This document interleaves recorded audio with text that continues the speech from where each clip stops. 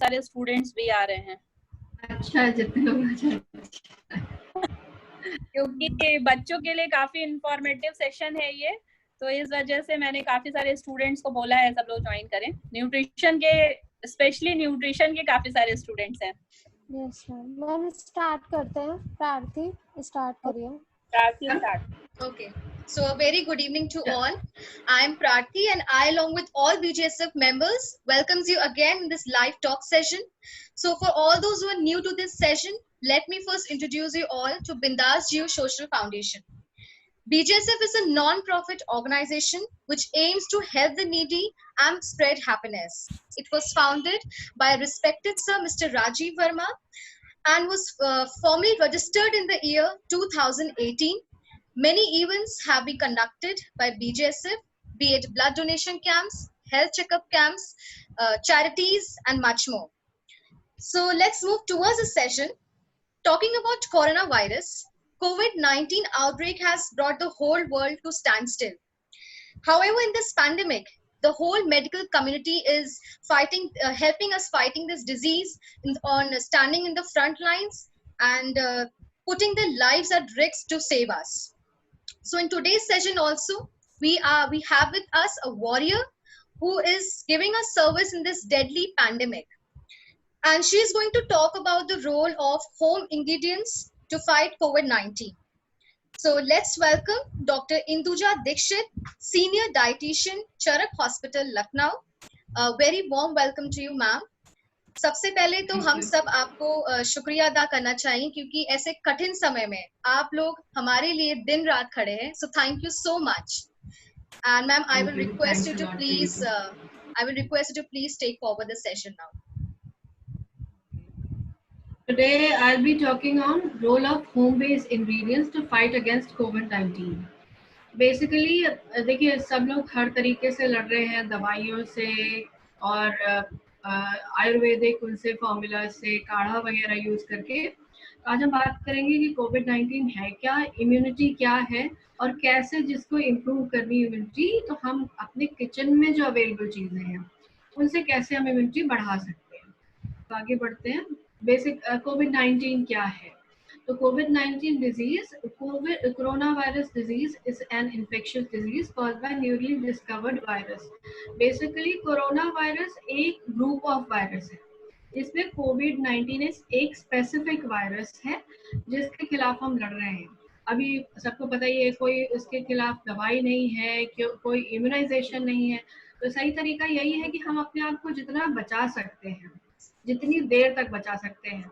कहने को तो है कि शायद हो सकता है किसी ना किसी हर किसी को कोविड होगा, लेकिन सही तो यही रहेगा कि हम हल्का फुल्का इन्फेक्शन लेके, हल्का सर्दी जुकाम खांसी जो हमें पता भी ना चले, और हम उसको लेकर अगर पार लगा जाएंगे तो हमारे बॉडी में उसके अगेंस्ट एंटीबॉडीज बन जाएंगे और वो एक इजी तरीका होएगा जिसको हर्ड इम्यूनिटी बोल रहे हैं कि वो डेवलप कर जाए.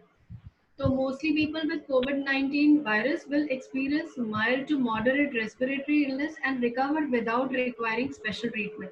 इसमें आपको यही लगेगा कि शायद मुझे जुकाम है, सिर दर्द चल रहा है, हल्का सा गले में इन्फेक्शन है और पता भी नहीं चलेगा कोविड, और हमारा अगर खान पान अच्छा, हमारे शरीर की इम्यूनिटी अच्छी है तो हम इससे रिकवर कर जाएंगे. प्रॉब्लम किसको ज्यादा होगी? Older people and those with underlying medical problems like cardiovascular disease, diabetes, chronic respiratory disease and cancer are more likely to develop serious illness. ऐसा क्यों होगा इनके साथ? क्योंकि एक तो उम्र ज्यादा है तो इम्यूनिटी कम हो जाती है. दूसरा, जिनको हार्ट के प्रॉब्लम्स हैं, डायबिटीज है, सांस की दिक्कत है, कैंसर है, तो इनकी ऑलरेडी इतनी सारी मेडिसिन चल रही हैं और बीमारी की वजह से इनकी इम्यूनिटी वीक है, तो इनके ऊपर कोविड ज्यादा बुरा असर दिखाता है. फिर then immunity. What is immunity? Immunity is a balanced state of multicellular organisms having adequate biological defenses to fight infection, disease, or other unwanted biological invasion, while having adequate tolerance to avoid allergy and autoimmune disease. अगर हम इनको सीधे शब्दों में कहें तो हमारे शरीर की जो रोग प्रतिरोधक क्षमता होती है कि शरीर हमारे इन्फेक्शन से लड़ने की क्षमता रखे, कि स्ट्रांग हो, इम्यूनिटी स्ट्रेंथ हो, उसे कहते हैं इम्यूनिटी। और ये भी होना चाहिए इम्यूनिटी जब हमारा इम्यून सिस्टम अपने खिलाफ लड़ने लगता है, अपने शरीर के खिलाफ, उसे बोलते हैं ऑटो इम्यून डिजीज, कि शरीर फर्क नहीं कर पाता कि क्या हमारे लिए फायदेमंद है, क्या हम नहीं, तो वो भी नहीं डेवलप होना चाहिए। इम्यून सिस्टम ऐसा होना चाहिए जो गलत चीजों के खिलाफ लड़े और हमारे शरीर के खिलाफ ना लड़े। फिर टाइप्स ऑफ इम्यूनिटी। इम्यूनिटी क्या होती है? Immunity is basically of two type, adaptive immunity and innate immunity. Innate immunity क्या होती है कि जब हमारा शरीर है, हम पैदा होते हैं तो हमारा जो जेनेटिक मेकअप है उसमें हमें पता है हमारे जीन्स को कि कुछ चीज से बुरी है, हमें लड़ना है, कुछ से नहीं लड़ना है, उसको हम कुछ नहीं कर सकते, ना हम चेंज कर सकते हैं, ना उसके लिए कुछ खान पान कर सकते हैं। एक होती है अडाप्टिव इम्यूनिटी, जो आगे दो तरह की होती है, नेचुरल और आर्टिफिशियल।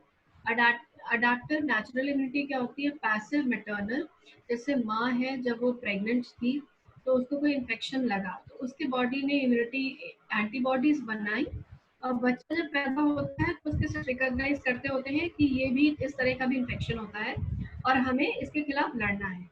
दूसरा एक एक्टिव इन्फेक्शन होता है, नेचुरल अडेप्टिव इम्यूनिटी। उसमें क्या होता है कि हम किसी के अगल बगल से निकले, उसको किसी तरह का इन्फेक्शन था, हल्का सा हमारे बॉडी में हुआ, हमें पता भी नहीं चला, लेकिन हमारे बॉडी ने उसके अगेंस्ट एंटीबॉडीज बना ली। अडेप्टिव इम्यूनिटी का दूसरा टाइप है आर्टिफिशियल इम्यूनिटी, जो दो तरह की होती है, passive and active. Active immunity क्या होती है? जैसे बचपन में आप लोगों ने सुना होगा कि एक पोलियो का इंजेक्शन लगवाया है हमने, तो उसमें क्या होता है कि आपको एक डोज, हल्की डोज पोलियो के वायरस की दे दी गई, तो उससे शरीर आपका, हो सकता है थोड़ा बहुत बुखार आए और शरीर अपने अंदर एंटीबॉडीज बना ले कि आगे का अगर हमको पोलियो वायरस हम पे अफेक्ट करता भी तो हम इससे लड़ना कैसे। दूसरा होता है पैसिव एंटीबॉडी ट्रांसफर। इसमें भी हमारे शरीर में एंटीबॉडीज डालते हैं, लेकिन इनका इफेक्ट शॉर्ट टर्म होता है। सुना होगा आप लोग ने कि अभी एक इम्यूनाइजेशन हुआ था बच्चे का, एक डोज लगवाई थी किसी मेडिसिन की और उसके बाद फिर उसको हमें बूस्टर डोज लगवाई। बूस्टर डोज क्या है कि इतने टाइम में इसकी एंटीबॉडीज काम करना कम हो गई, बंद हो गई, तो हमको उसको हल्का डोज और देके उसको वापस से एक्टिव रखना है। तो ये तो बात हो गई हमारी इम्यूनिटी की। अब उसके बाद हम बात करते हैं कि कौन से खाने से हम इम्यूनिटी बढ़ा सकते हैं। पहली चीज, वापस हम आते हैं इम्यूनिटी पे। एक चीज है कि भ्रम है और ये लोगों ने मार्केटिंग गिमिक्स है प्रोडक्ट्स बेचने की। इम्यूनिटी के साथ आप कुछ नहीं कर सकते।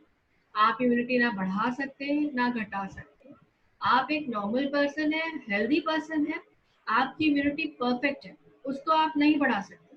उसको, आपकी इम्यूनिटी अपने आपके शरीर के लिए एकदम ठीक है। इम्यूनिटी हम बढ़ाने की बात किसकी करेंगे? जो लोगों की इम्यूनिटी कॉम्प्रोमाइज है, जो मैंने शुरुआत में बात करी थी, ओल्ड एज लोग जिनको बीमारियां हैं, उनकी इम्यूनिटी कॉम्प्रोमाइज है, तो उसको हम बेहतर कर सकते हैं। लेकिन जो हम फिट हैं, फाइन है, हमें अपनी इम्यूनिटी बढ़ाने की जरूरत नहीं, बस हमें उसको मेंटेन करना है। तो कैसे मेंटेन करना है वो भी मैं आगे बताऊंगी। और अब जो हम बात करने जा रहे हैं तो वो बेसिकली इम्यूनिटी कॉम्प्रोमाइज लोगों की है, बीमार लोगों की है। कोविड ही नहीं, किसी भी तरह का इन्फेक्शन है, किसी भी तरह की बीमारी है जिसमें उनका इम्यूनिटी कॉम्प्रोमाइज हो सकती है, हम उनकी बात करेंगे। तो अब हम आ रहे हैं बेसिकली, जो हमारा टॉपिक था कि हमारे किचन में कौन कौन से इंग्रेडिएंट्स हैं जिनको हम यूज करके इम्यूनिटी बढ़ा सकते हैं। तो पहला जो सबको पता है कि consuming foods high in vitamin C, which is ascorbic acid. Vitamin C सबको पता है कि इम्यूनिटी अच्छी बढ़ाता है, हमारे रेस्पिरेटरी ट्रैक्ट को अच्छा रखता है हमें, इसीलिए हमारे कोल्ड वगैरह जब सर्दी जुकाम होता है तो कहते हैं नींबू वाली चाय पी लो, अदरक वगैरह डाल के। विटामिन सी ज्यादा लो, फल वल खाओ, जूसेस पियो। विटामिन सी क्या होता है? एंटीऑक्सीडेंट होता है। It helps people prevent against common cold. It acts as a powerful antioxidant and protects against damage induced by oxidative stress. Oxidative stress क्या होता है? बॉडी कमजोर हुई बीमारी के दौरान, शरीर में अच्छी चीजें टूट फूट रही है, उसे बोलते हैं ऑक्सीडेटिव स्ट्रेस। तो उसको प्रिवेंट करता है। एंटीऑक्सीडेंट्स होते हैं वो फ्री रेडिकल जो ऑक्सीडेटिव स्ट्रेस के दौरान बनते हैं, उनको प्रिवेंट करते हैं, उनको रोकते हैं। रिच सोर्सेस क्या है विटामिन सी का? अमरूद सबको पता है, नींबू सबको पता है, संतरा सबको पता है, लेकिन असलियत में जो रिचेस्ट सोर्स है आंवला, वो भी आपको पता है। लेकिन दिक्कत ये है कि आंवला हम एक आंवला नहीं खा सकते, लेकिन जैसे अमरूद है तो हम 2-4 अमरूद भी एक बार में खा लेंगे। बेल पेपर्स, शिमला मिर्च, रेड वाली, ग्रीन वाली, येलो वाली, उसमें बहुत सारा विटामिन सी होता है। ब्रोकली, उसमें बहुत विटामिन सी होता है। सैलड्स, उसमें सैलड्स में हमको अच्छा खासा विटामिन सी मिल जाएगा। साग, ग्रीन लीफी वेजिटेबल्स, इनमें विटामिन सी अच्छी मात्रा में मौजूद होता है। जो डेली इनटेक है वो 250 से 1000 मिलीग्राम्स के बीच का है। जो न्यूट्रिशन स्टूडेंट्स हैं उनसे मेरी रिक्वेस्ट है, IFCT बुक खरीद दीजिएगा, इंडियन फूड कॉम्पोजिशन टेबल। उसमें आपको सारे फूड आइटम्स और उनके अंदर मौजूद विटामिन, प्रोटीन, फैट, वो सब आपको मिल जाएगा। तो आप वो यूज करके आप जो डाइट चार्ट बना रहे हैं वो ऐसे बनाएंगे जिसमें डेली इनटेक 250 से 1000 मिलीग्राम के अंदर हो। ये आगे की चीजों पे भी लागू होगा।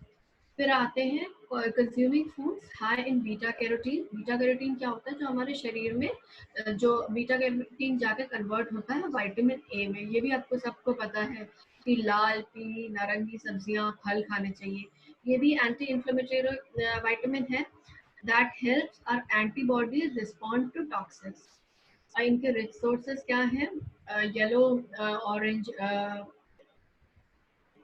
क्या बोलते हैं, शकरकंद, स्वीट पोटैटो, उसके अलावा ऑरेंज कद्दू, उसके अलावा जो खरबूजा होता है ऑरेंज वाला वो, उसके साथ साथ संतरे हैं, है, ऑरेंजेस है, टमाटर है, पपाया है।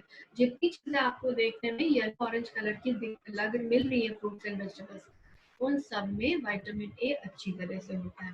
इसका डेली इंटेक 600 माइक्रोग्राम्स का है। Here next is vitamin C, which is also called as tocopherol. We should consume high vitamin E foods during COVID-19 to increase the immunity of basically people suffering from COVID-19. It is a naturally occurring antioxidant. Its richest sources are vegetable oil, cottonseed oil, sunflower seed oil है। इन सब में vitamin E अच्छे से होता है। अंडे के अंदर एग योक में होता है और ड्राई फ्रूट्स में आमंड्स है, वॉलनट है, पीनट्स मतलब मूंगफली, इन सब में विटामिन ई अच्छे मात्रा में पाया जाता है। फिर consuming foods high in vitamin D which is also known as कोलेकेसिफेरॉल।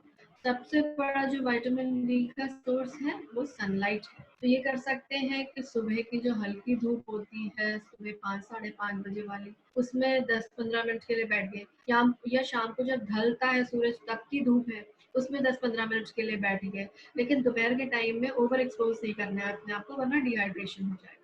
तो it regulates the immune system of white blood cells by preventing them from releasing too many inflammatory cytokines. अब inflammatory cytokines क्या होता है?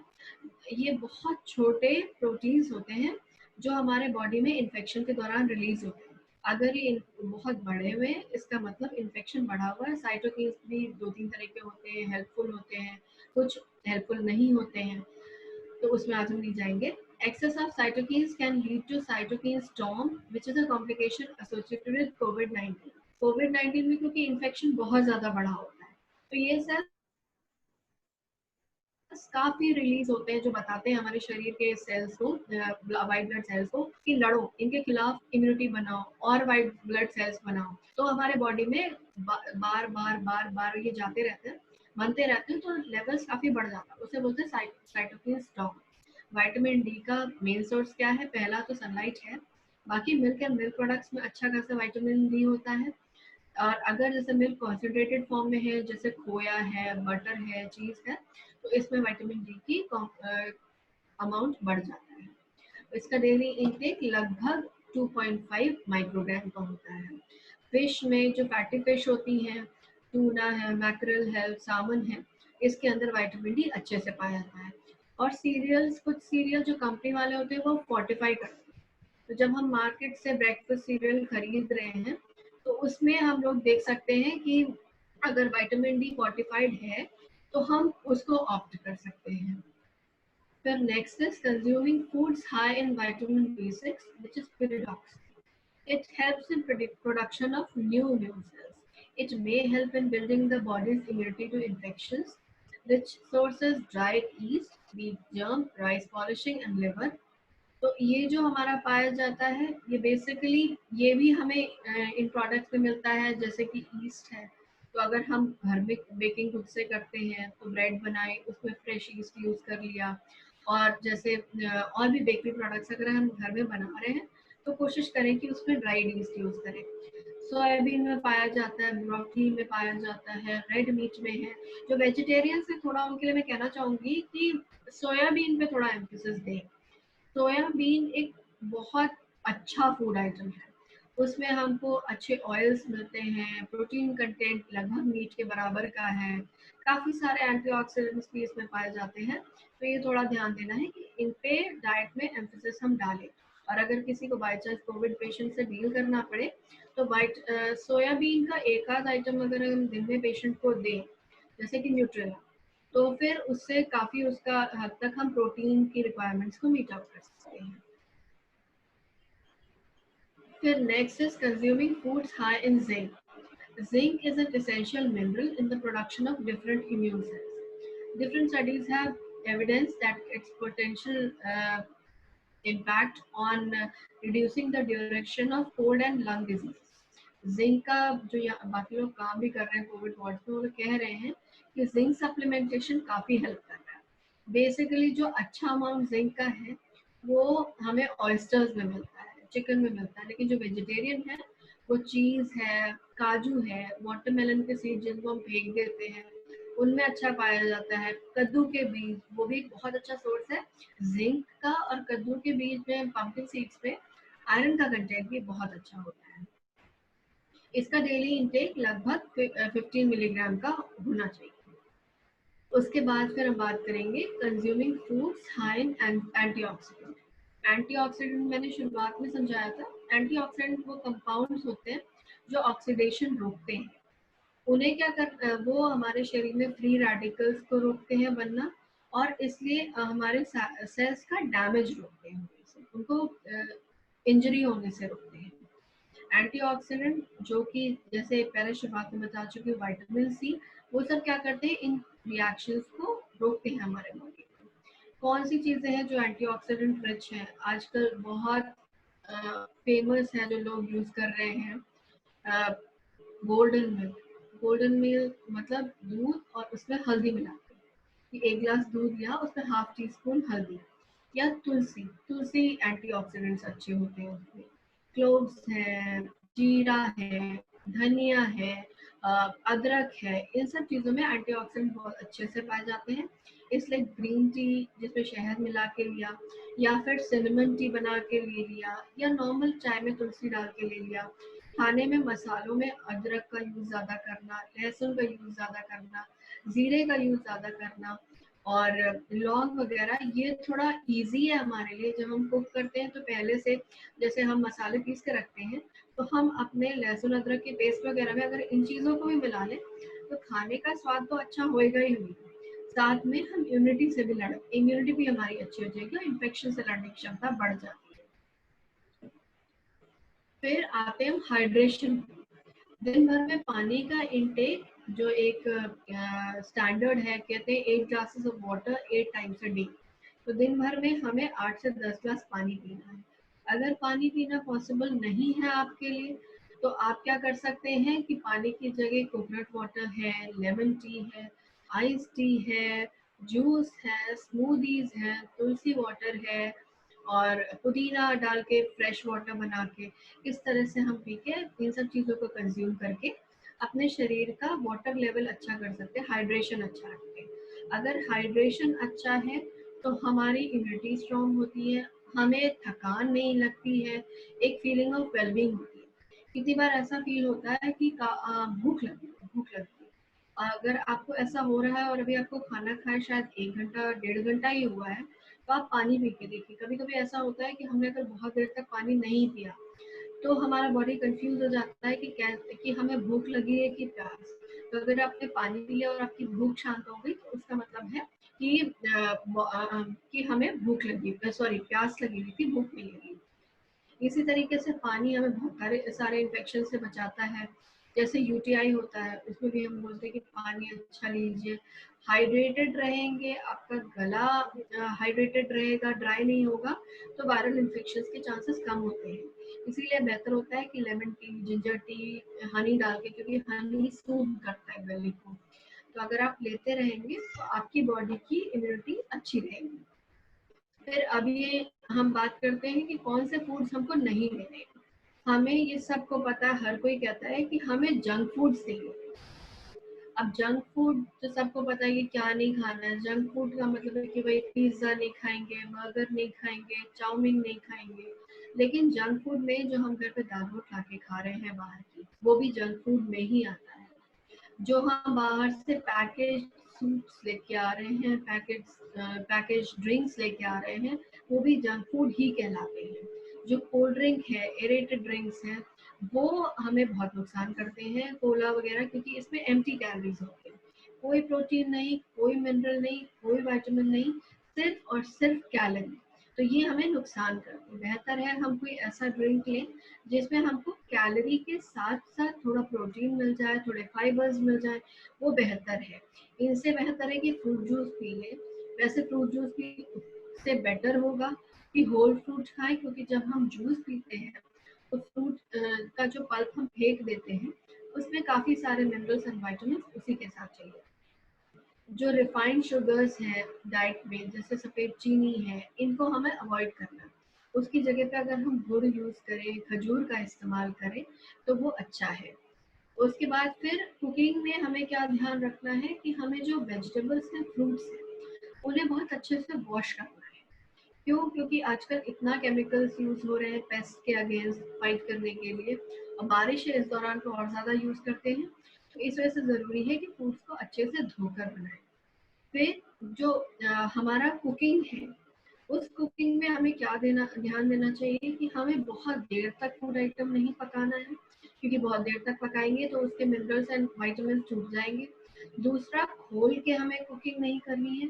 खोलने में क्या होता है, जो भाप होती है उसमें वाटर सॉल्युबल जो विटामिन होते हैं उनका लॉस हो जाता है, प्लस वही काफ़ी चीज़ें उसमें टूट जाती है, जो एंजाइम्स हैं, प्रोटीन्स हैं। उसके अलावा कुकिंग जब भी करें, कोशिश करें कि ढक के बर्तन में करें, जल्दी कुकिंग करके कुकिंग करें।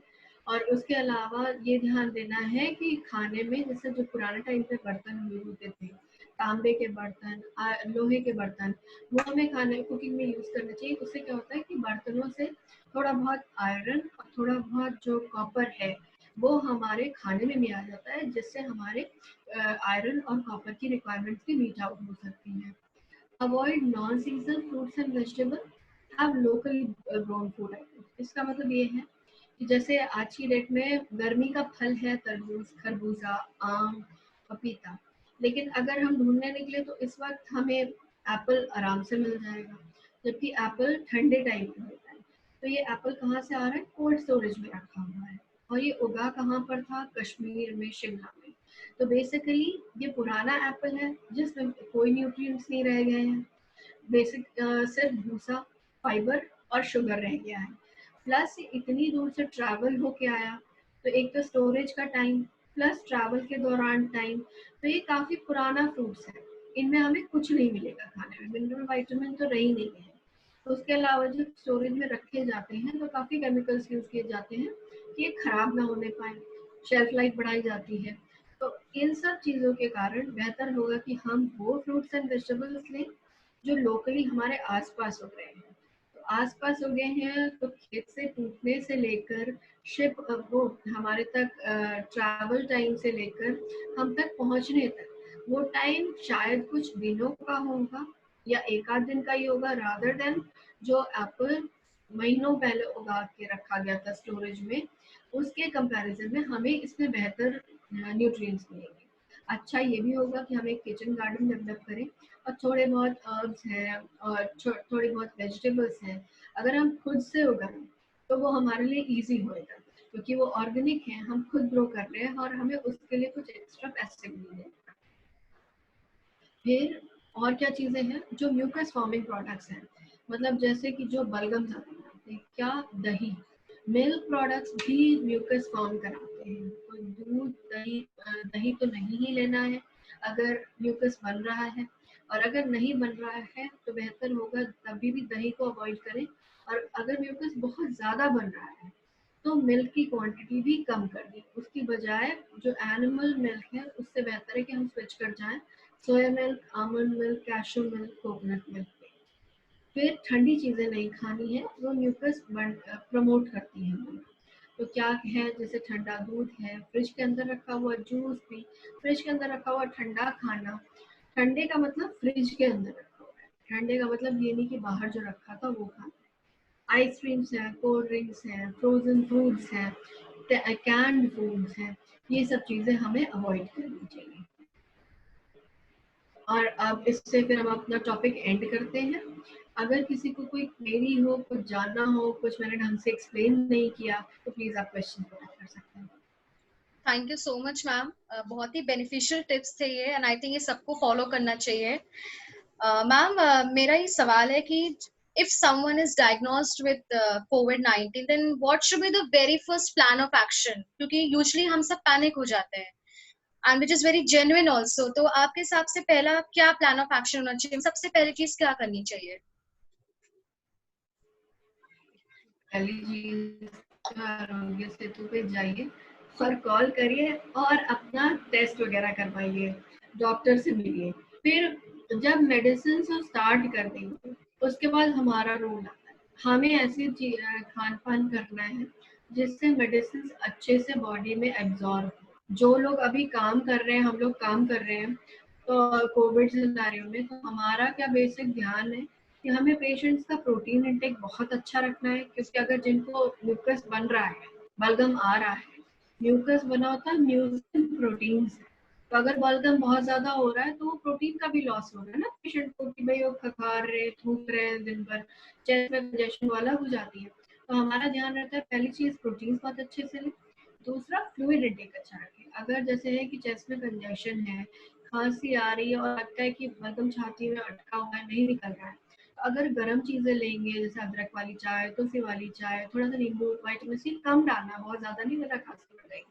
तो उससे क्या होता है, तो म्यूकस को थिन करता है अगर हम फ्लूइड इंटेक अच्छा रखें। फिर होता है विटामिन सी का रोल। तो हम लोग करते हैं कि जैसे एक टाइम पे काढ़ा बनवाया या लेमन टी, अदरक टी बनवाई, उसमें लेमन के फ्यू ड्रॉप्स डलवा के दे दिए ये। और उसके बाद जैसे हल्दी मिल्क बोल रहे हैं, बहुत इस वक्त फैशन में चल रहा है येलो मिल्क, हल्दी लाटे या क्या कौन सा बोलते हैं, जो भी है, क्योंकि हल्दी में ना एक प्रोडक्ट होता है जिसको बोलते हैं कर्क्यूमिन। वो क्या करता है कि हमारे बॉडी को इन्फेक्शन से बचाता है, प्लस जो हमारी गट की माइक्रोबायोटा है, मतलब इंटेस्टाइन्स के अंदर जो अच्छे बैक्टीरिया हैं उनको प्रमोट करते हैं। क्योंकि अगर पेशेंट को कोविड हुआ तो जो भी मेडिकेशन चल रही है साथ में एंटीबायोटिक देना पड़ा को साथ में कोई बैक्टीरियल इन्फेक्शन है, तो वो जो आंतों में अच्छे बैक्टीरिया हैं जो हमारे फूड को डाइजेस्ट करते हैं वो भी खत्म होता है। तो इसलिए अच्छा है कि हल्दी मिल्क है, हर्ब्स वगैरह है, ये सब अच्छे से, प्रोटीन का इंटेक बहुत अच्छा रखें। और ये नहीं करना है कि मतलब ओवर द टॉप जाके कि हमको प्रोटीन्स लेने की, बहुत ज्यादा भी प्रोटीन ले लिए तो कॉन्स्टिपेशन करता है। साथ में फाइबर का इंटेक अच्छा रखना है। फाइबर्स क्या करते हैं, हमारे बाउल के मूवमेंट, जो इंटेस्टाइन के मूवमेंट होते हैं, जो खाने को अच्छा आगे बढ़ाते हैं, वो हमारे अच्छा रखते हैं। खाने में प्रोबायोटिक लेना चाहिए। अब दही तो हम ले नहीं सकते, तो उसके लिए या तो एक राइस वाटर से प्रोबायोटिक बनता है, नेट पे आपको रेसिपी मिल जाएगी, आप वो दे सकते हैं पेशेंट को, वरना याकुल्ट वगैरह दे सकते हैं। अगर पेशेंट नॉन वेजिटेरियन तो फिश दीजिए, फिश से प्रोटीन भी अच्छा मिल जाएगा, प्लस DHA जो गुड फैट है वो भी पेशेंट को मिल जाएगा। उसके बाद हमें कैसी डाइट देनी है, जो हाई कैलोरी हो, कैलोरीज अच्छी हो। कैलोरीज अच्छी है तो हमें कमजोरी कम आएगी, इन्फेक्शन से लड़ने की क्षमता बढ़ जाएगी। दूसरा, थोड़ा अच्छा गुड फैट दें। गुड फैट का मतलब है जैसे ऑलिव ऑयल है, थोड़ा बहुत घी का यूसेज है, ये सब। मैम मेरा क्वेश्चन ये है कि मेरा एक बेकरी यूनिट स्टार्ट होने वाला है और उसमें हम हर्बल कुकीज का प्रोडक्शन स्टार्ट करने वाले हैं। तो उसमें शतावरी और अश्वगंधा का हम बनाने वाले हैं, एंड एवरीबॉडी नोज कि वो भी इम्यूनिटी बूस्ट करती है। मैं खुद भी उसका प्रोडक्शन करती हूँ, पर मेरे घर में एक 3 साल की बेबी है, but I am very sceptical कि मैं उसको दूं ये। तो किस एज बैरियर के बाद हम हर्बल कुकीज, या मेरा तो प्रोडक्ट हर्बल कुकीज है, हर्ब्स का इंटेक हम बच्चों के लिए दे सकते हैं, ताकि मैं अपने प्रोडक्ट के ऊपर भी मेंशन करूं कि ये आप बियॉन्ड इस एज बैरियर के ही आप इस प्रोडक्ट को रिकमेंडेशन के लिए दूं, या इस एज के बाद ना दें, ऐसा भी कुछ है? या हम देखिए, हर्ब्स जब लैक्टेटिंग फीमेल्स जो होती हैं, तो मैं एक मतलब यंग लड़की को मैं नहीं देना नहीं, प्रेफर। मैं अलग अलग प्रोडक्ट है, एक में जैसे एक तो लैक्टेटिंग वुमेन के लिए है, और एक अच्छा। शताब्दी है। तो शताब्दी हुआ, अश्वगंधा हुआ, पीपली हुआ, एक एक प्रोडक्ट में अलग अलग है। सब में अलग है, सब हाँ में मतलब सब कुछ हाँ नहीं है जी। हाँ, सब वैसा नहीं है।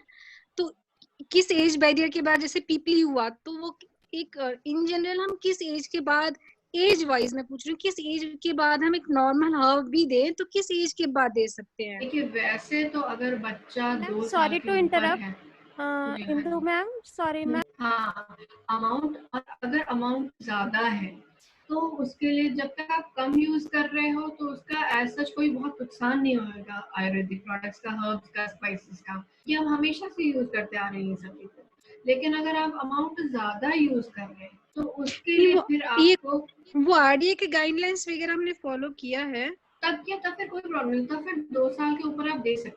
2 साल के ऊपर जब आपका बच्चा नॉर्मल खाना आपके साथ बैठ के आपकी थाली में जिस दिन बच्चा खाने लग जाए, सब कुछ रोटी सब्जी सैलड, उसके बाद आप दे सकते हो, उसके बाद कोई प्रॉब्लम नहीं हो सकती। Thank you.